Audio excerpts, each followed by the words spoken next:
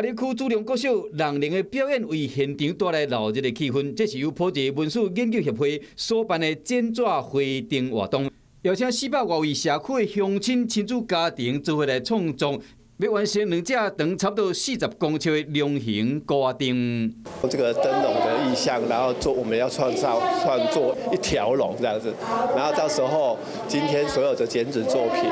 我们会把它到时候在灯会期间会把它挂在我们的剪纸上。普济文史研究协会是一群自细汉伫庙边大汉的人所设立的，11年来用心地传承文化，希望用2只大型的龙形高灯来迎接台南400年。